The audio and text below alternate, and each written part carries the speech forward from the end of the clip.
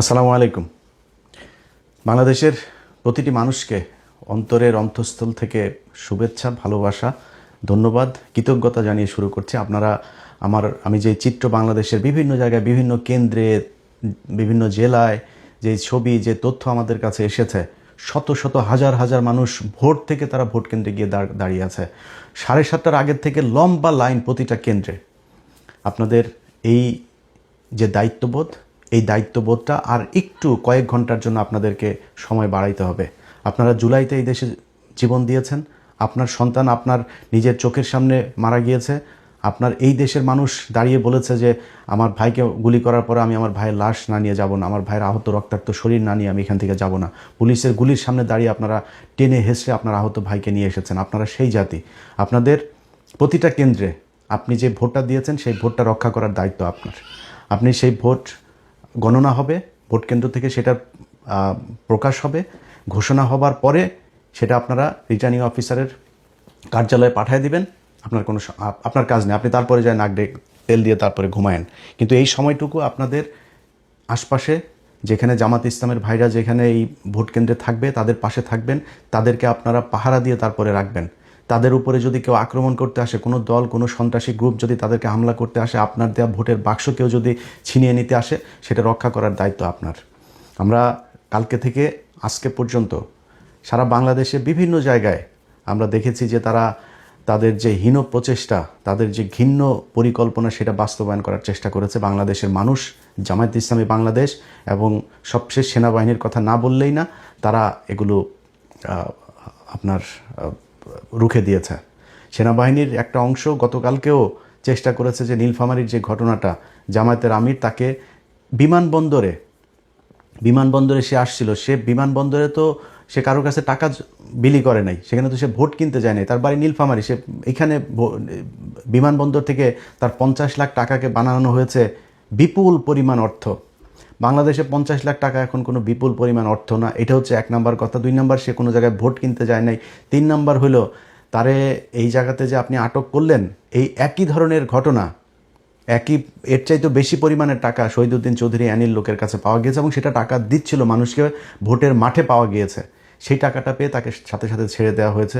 বিভিন্ন টেলিভিশনে তাদের দলের লোকজন দিয়ে থ্রেট করা হয়েছে এই নিউজ তাড়াতাড়ি সরাইতে। যমুনা টেলিভিশন, তাদেরকে হুমকি দেওয়া হয়েছে, হুমকি দিয়ে তারপরে বলা হয়েছে নিউজ সরাইতে। তারা বলেছে 80 লাখ টাকা পাওয়া গিয়েছে, সেই টাকা কিছুক্ষণ পরে 15 লাখ টাকা হিসেবে তারা আবার নিউজ করেছে। এইভাবে দুইটা ঘটনাকে দুইভাবে উপস্থাপন করা হয়েছে। আমরা গণমাধ্যমের গতকালকে থেকে যেই ভয়ঙ্কর রূপ দেখেছি, তারা 5 তারিখ থেকে এক বিন্দু পরিমাণ কোনো শিক্ষা নেয় নাই।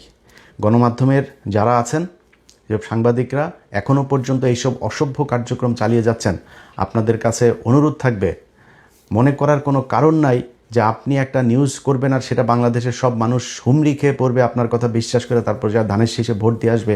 সেদিন বাংলাদেশের বহু আগে ইলিয়াস পিনাকিরা উঠিয়ে দিয়েছে। আপনাদের চাইতে বহু বড় প্রতাপশালী ক্ষমতা সম্পন্ন এক ফেরাউন এই দেশে ক্ষমতায় ছিল। তারা যখন কিনা ঘুমাইতো, ঘুমের মধ্যেও আমাদের ছবি চোখে দেখতো, তাদেরকে শান্তিতে থাকতে দেয় নেই। আপনারা এখনও এত বড় কোনো ছেটের বাল হয়ে যান নাই যে আপনারা যা মনে চায় তাই বলবেন আর এই দেশের মানুষই করবে। আমি ইলিয়াস আজ থেকে সেই 2014 সালের ইলেকশনে আমার অবস্থান যেভাবে এই দেশের নির্যাতিত নিপীড়িত মানুষের পক্ষে ছিল, আজকেও সেখানে আছে, সারা জীবন সেখানে থাকবে। নিজের ব্যক্তিগত অনেক বড় বড় স্বার্থ বাদ দেয়া এই দেশের যেসব নির্যাতিত মানুষ আছে, যারা অত্যাচারিত মানুষ আছে, যারা সংকটে আছে, সমস্যায় আছে, তাদের পাশে ইলিয়াস দাঁড়িয়েছে। বহু ক্ষমতাশালী লোকজনের সাথে সম্পর্ক নষ্ট করেছে, খুব অসহায় নির্যাতিত মানুষের জন্য, তাদের জন্য কথা বলতে গিয়ে, তার অধিকার আদায় করতে যায় বহু প্রতাপশালীদের সাথে সম্পর্ক নষ্ট হয়েছে। সো আপনাদের এই দেশের মানুষকে আপনারা যদি চান যে আপনারা যা মনে চায় বলবেন আর সেই দেশের মানুষ আপনাদের এইসব কথাবার্তা সব শুনে ফেলবে, এটা মনে করার কোনো কারণ নেই। আজকের চিত্র দেখেন, আপনি কয়টা রিউমার ছড়াবেন, কয়টা গুজব ছড়াবেন? এই দেশের মানুষ ভোট দিচ্ছে, শত শত হাজার হাজার লক্ষ লক্ষ মানুষ ভোট দিচ্ছে। আপনি এই ভোটের এগুলো গুজব ছড়ায় আপনারা এই করে ফেলবেন।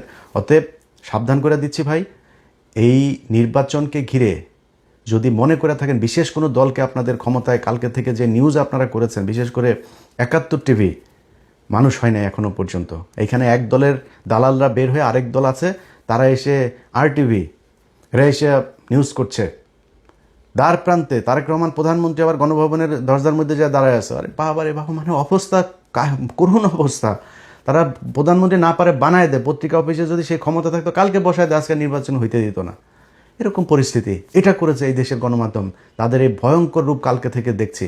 আজকে আশা করি এই মানুষের, আপনাদের লোকজন তো বাইরে আছে, মাঠে দেখছে কেন্দ্রগুলোর অবস্থা, আমরাও দেখছি। অতএব এদেরকে একটু বোঝার চেষ্টা করেন, এদের চোখের ভাষা দেখার চেষ্টা করেন, কি বলতে চায় এরা, কি বুঝাইতে চায়, কে কাকে ভোট দিবে, কারা ক্ষমতায় আসবে, এখনও সময় আছে কিছুক্ষণের জন্য। সো খুব সাবধানে আপনাদেরকে কাজ করতে হবে।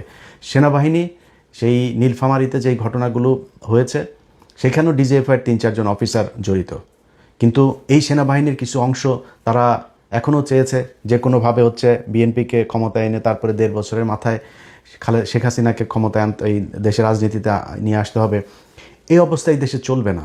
আপনারা হাসিনাকে আর আওয়ামী লীগকে, ইন্ডিয়াকে যে যত আনতে চাবেন সে তত সমস্যায় পড়বেন। তার বিরুদ্ধে আজকে আমি পিনাকি, আমরা কেন আজকে আপনাদের বিরুদ্ধে থাকবো? আপনারা 5 তারিখের পর থেকে এখন পর্যন্ত প্রথমেই বুকে চিন চিন করে রে আপনার এই শেখ মুজিবের ইয়েতে মূর্তি ভাঙা দেখা, এটা দিয়ে শুরু হয়েছে।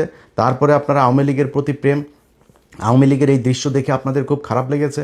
তারপরে আওয়ামী লীগকে এই দেশে রাজনীতি করতে দিবেন, সব মামলা তুলে নেবেন, আওয়ামী লীগ বিএনপি ভাই ভাই, এগুলো বহুত শয়তানি। 2 দিন আগে তারেক রহমানের মতো মানুষ বলে শেখ হাসিনার সন্তানেরা, পরিবারের লোকজনেরা যদি চায় তাহলে রাজনীতিতে আসতে পারেন। আপনি কে ভাই? আপনি আওয়ামী লীগকে রাজনীতি করতে দেওয়ার কে? আপনি এখন প্রধানমন্ত্রী হয়েছেন। আপনি এই যে ঘোষণাটা দিলেন, এই ঘোষণা দিয়ে আপনার অর্ধেক ভোট নষ্ট করেছেন। আপনারা মনে করেন যে আওয়ামী লীগের ভোট নিয়ে, বাংলাদেশে আওয়ামী লীগের ভোট নাই ভাই। কয় পার্সেন্ট নেবেন? 5%, 10%? ভোট দিতে যাবে না অর্ধেক। যেগুলি যাবে তাদের উপরে আপনারা যে নির্যাতন করেছেন এই গেল 1.5 বছরে, এই মামলা বাণিজ্যের নামে, এগুলো আওয়ামী লীগের লোকজন ভুলে গিয়েছে। তারা আপনারা ভোট দিবে যায়, আপনার দলের হয়ে মিছিল করবে, আপনার সাথে মিটিং করবে, যায় যদি ভোট দিতে যায় দাঁড়িপাল্লায় ভোট দিয়ে আসবে। গ্যারান্টি দিলাম আপনারে, ইনশাল্লাহ আজকে নির্বাচনের পরে এটা রেজাল্ট পাবেন। বহু গবেষক, বহু ভবিষ্যৎবাণী, গোয়েন্দা টোয়েন্দা, অনেক কিছু, ঢাকা বিশ্ববিদ্যালয়ের ডাকসুর কথা মনে আছে না? মনে আছে? নাকে খত দিয়া তারপরে কথা বলতে হবে। তোরা আবার ফের এখন এসে অনেক এরা ভবিষ্যৎবাণী দেওয়া শুরু করছে। এরকম 70% তারেক রহমান প্রধানমন্ত্রী হয়ে গেছেন, বিএনপি চলে এসেছে, এরকম তোদের এই 70% তোরা আওয়ামী লীগের পক্ষেও এরকম তোরা জরিপ বানায় তারপর প্রচার করছিলি। সেই আওয়ামী লীগের 70% লোক কই? 21 কোটি 22 কোটি মানুষের দেশে 5% মানুষ যদি রাস্তায় নেমে আসতো হাসিনার জন্য, আজকে হাসিনারে যাইতে হইতো না। তারা কোথায়? 45 মিনিটের নোটিসে তোরা নাই হয়ে গিয়েছিস। এটাই হয় বর্জুয়া। এই পুঁজিবাদী শাসন ব্যবস্থায় যারা নিজের পেটের চিন্তা করে তাদের রাজনীতিগুলো রাতারাতি পরিবর্তন হয়ে যায়। যারা আওয়ামী লীগ করতো তাহাই এখন বিএনপির অবস্থা খারাপ হবে, তারাই আবার আওয়ামী লীগে যায় যোগ দিবে। এরা নিজের পকেটের টাকা দিয়ে রাজনীতি করে না, রাস্তাঘাটে মানুষের টাকা পয়সা নিয়ে চাঁদাবাজি করে তারপর রাজনীতি করে। এই জন্য এদের রাজনীতির জন্য কোনো মায়া নাই। অতএব যেই কথাগুলো বললাম, বাংলাদেশের মানুষের কাছে অনুরোধ থাকবে, ভাই আপনারা আর কয়েকটা ঘন্টা আপনাদেরকে কষ্ট করতে হবে। আপনারা ভোট দিয়ে চলে গেলে হবে না, রুটিন করে তারপর আপনাদের যাইতে হবে। কিছু মানুষ যাবেন, খাওয়া দাওয়া করবেন, রেস্ট নিয়ে আবার আসবেন। ভোট গণনার পর থেকে প্রতিটি সেকেন্ড ভোট কেন্দ্রের বাইরে পাহারা দিতে হবে। এখানে কোনো সন্ত্রাসী কার্যকলাপ করতে দেওয়া হবে না। এটা আপনাদের মাথায় রাখতে হবে।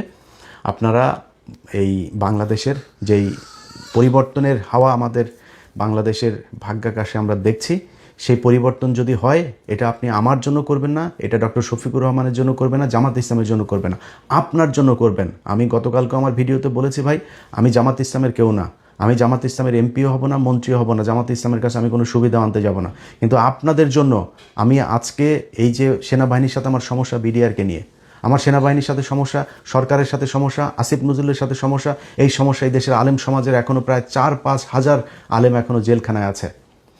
এই যে তেজগাঁ থানা ছাত্র শিবিরের সেক্রেটারি এখন পর্যন্ত জেলখানায় আছে। এদেরকে নানান মামলা, কিসের সব সন্ত্রাস বিরোধী আইন, এই আইন সেই আইন, এইসব মামলায় তাদেরকে আটকে রাখা হয়েছে। এই বাংলাদেশের জন্য তো এই দেশের মানুষ মারা যায় নাই।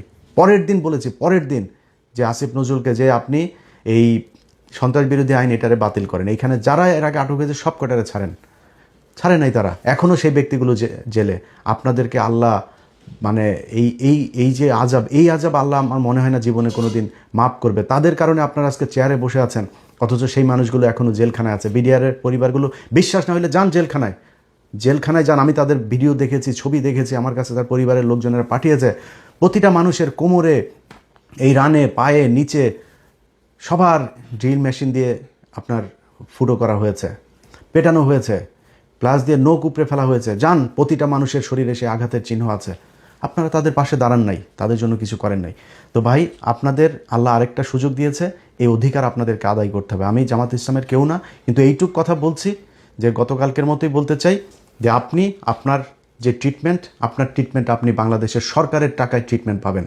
যেই ব্যক্তিরা কিছু হইলেই, পাতলা পায়খানা হইলেও থাইল্যান্ড, ব্যাংককে, সিঙ্গাপুরে যায় তারপরে ট্রিটমেন্ট নেয়, তাদেরকে সেখানে যাইতে দেওয়া হবে না, তাদের সেই ট্রিটমেন্ট বাংলাদেশে করতে হবে। এবং জামাত ইসলামকে বাধ্য করা হবে সেই আইন করার জন্য যে এই দেশের সরকার আপনাদের কাছে 1 বছর হোক, 2 বছর হোক কিংবা 3 বছর হোক, ক্ষমতা থেকে যাওয়ার 6 মাস আগে হইলেও তাদেরকে এইটা মানে প্রতিষ্ঠিত করে দিয়ে যাইতে হবে, প্রমাণ করে দিয়ে যাইতে হবে যে এই দেশে এখন এই মুহূর্তে সব ধরনের ট্রিটমেন্ট নেওয়া সম্ভব।